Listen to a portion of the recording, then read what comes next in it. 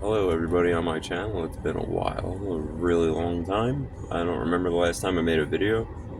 I did want to bring up a couple key points to Sublocade because I ended up actually going on Sublocade because I have a lot of chronic pain that I got diagnosed and I realized I was dealing with for a long time. Costochondritis is pretty much arthritis in your sternum, and it feels like someone's jagging a knife in my chest whenever it flares up, I guess, in the rain, the cold, it varies. And pain somewhere else. It's just, I got pain in a few parts of my body, especially from boxing. It hurt. Anyway, I went on the strips, and I had gotten off the strips, and I went back on the strips, and I didn't even relapse in between, so that's good. I never relapsed, I don't think. I don't remember the last time I used opiates. I don't remember at all. But the point, I did go on Sublocade eventually. I had to get on 8 milligram strips for a month, whatever, blah blah blah. Actually, first it was Brixadi, and then we switched to Sublocade.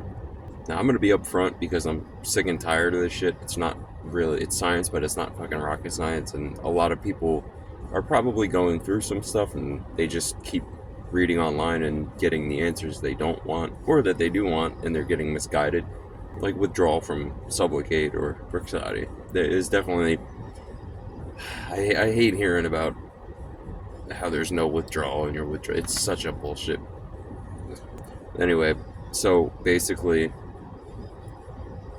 in a nutshell, at the end of every month, from what I recall, it was just like slow and it creeped up really, really slowly, like gradually creeped up, and I'm just like, something's off. Like one morning I'd wake up and have hot and cold sweats, and I'm like, oh my god. Like, I have PTSD from precipitated withdrawal, so if you look at all my videos, yeah. But the withdrawals were like, I had to get emergency strips sent in, and I would only take like maybe like 2 milligrams to save my whatever. I mean, I had withdrawal everywhere. Like, I ain't gonna front. Like, some days it felt like hardcore opiate withdrawal, and then some days it felt like, I guess, what Sublocade withdrawal is supposed to be like, very minimal. But the longer I'd go without the shot, the more symptoms I would get, and they would come in waves. Sometimes I'd actually press the shot, like on my stomach. I would press it, and it would release doses of buprenorphine. It would get rid of the withdrawal until that flattened out. Then I wouldn't have anything to press. Now I would end up getting it in my arm, and I remember that burning feeling. Overall, I mean, definitely better than strips, as I used to like withdraw the next morning from strips. But now, oh, by the way, I'm a mechanic, but I have my own mobile service, so I'm very, very, very busy nowadays. I have my truck here and everything full of tools. I mean, doing well in terms of that. I don't really think about opiates or opioids anymore. Neither. I mean, painkillers or street fentanyl, heroin. I don't know. I think that's what the shot definitely did help with, was that taking everything every day, waking up sick, ritual crap. I mean, that definitely, that was the thing I was the most grateful for. It definitely took time. Like, it took, I don't know, 8 months of a shot, maybe. It's hard to remember now, the exact timeline, but definitely wasn't easy. Like, it wasn't as hard as the strips straight head on, but it was definitely like a lot. It was weird, man. It would just pop in and out, and I'm like, god damn it. Like, it was hard. I mean, sometimes I'm not saying it like that, I'm just saying, like, it's definitely the better choice, but it's amazing to know that I have not thought about opiates or opioids at all in so long. Like, even when I was in withdrawal, I wouldn't crave opiates from the street or anything. I'd just be like, oh, this feeling sucks. And I was working in a shop at the time, I remember. Wow, this time's flying. But it was a it was a journey. I'm starting to get a cold now. I guess the weather change over here is just crazy. We just had a hurricane, and I'm out doing emergency calls, etc., etc. So, anyway, definitely was not easy. I mean, it was a journey that I don't miss, but I don't regret taking the step for it. I mean, the strips were way more obnoxious. This Penny, she's been mine forever. But yeah, I mean, I got the benefits of it. I would say I definitely got my quality of life back in terms of waking up every day, and you know what I mean, like not looking over at a bottle that I have to take a strip from or whatever. Ritual is just generally what gets everybody in withdrawal. It's always the ritual. It has nothing to do, like I'm talking about after you come off or while you're tapering at the tail end. Rituals are the number one killer. Like, that's what makes you have that panic anxiety consistently. And it's not even the need for immediate relief and immediate dopamine rushes. It's more just like your brain is still doing what you're physically not doing. So if there's an imbalance there, so I mean, I would say Sublocade and Brixadi both were, they helped a lot in terms of the medication aspect and taking it every day. And you definitely lose the ritual, which is great. I mean, you trust me, that's what you want to do. That's the goal you should aim for. I've been through precipitated withdrawal probably like 17, 18 times, and each one was rough. I'm looking on YouTube and I'm watching all these old links I used to search up opiate withdrawal. It's crazy how far you can come to get off that crap. I remember everything. I remember the whole journey. And it's so much better to not have to be on, like, any of those. I mean, it depends. Fentanyl, heroin, whatever the hell you're taking. It was just so obnoxious doing that every day. And even the Suboxone was annoying, but I never thought I would get off of it. I remember times when I'm just like, this is my life in loop. Well, guess what? My life now is stressful as all hell. Oh, hold on. Sorry, dog wanted to switch to the other side.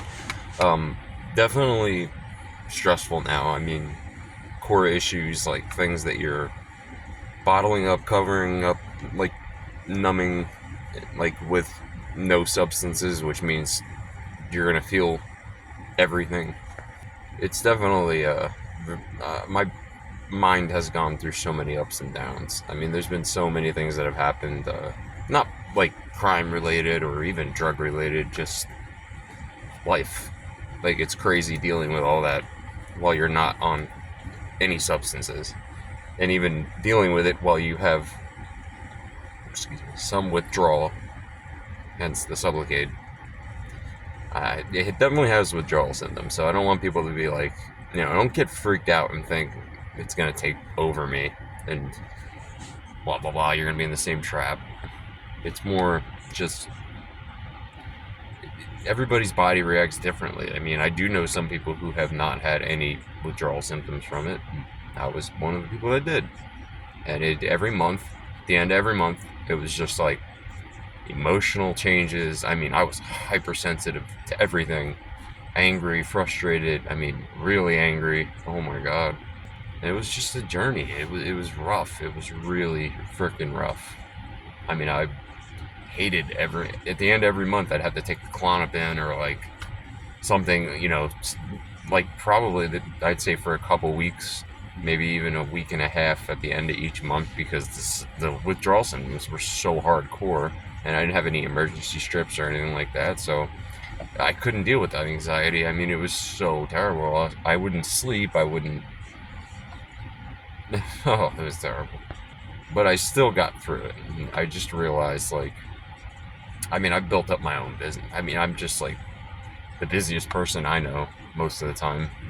Sometimes I have slow days, but I mean, I do everything: suspension work, engine work, not really transmission work, but it's crazy to see how far I've come. I mean, I have libraries full of videos of me working on so many different vehicles. But back to the point, definitely doing better than I used to, like in terms of emotionally and stuff. But I still have my emotionally unstable days where I mean, recently I went through, it's why I made this video, because my doctor wanted me to go back for another shot, and I'm like, ugh. And my doctor, I think she quit the practice or something like that, and when she left, that's when I stopped going, because she was a really good doctor. And they urine tested me every month, and I'd still pop for a benzo, usually at the end of the month, because that's when the withdrawal symptoms would come.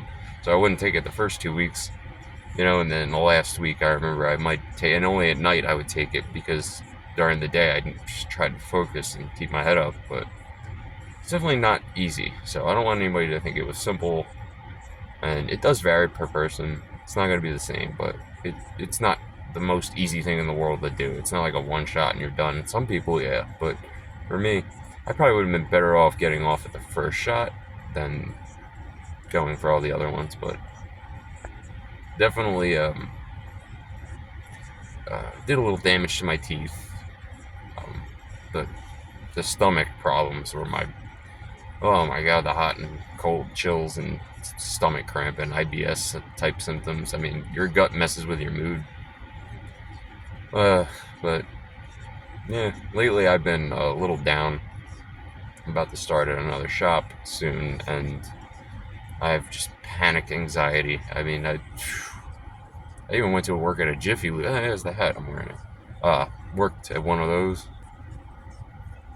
Yeah, a lot of those guys don't know what they're doing. And I already kind of knew a lot more than everything that they did there at the time. Like, I was already doing a lot more than that.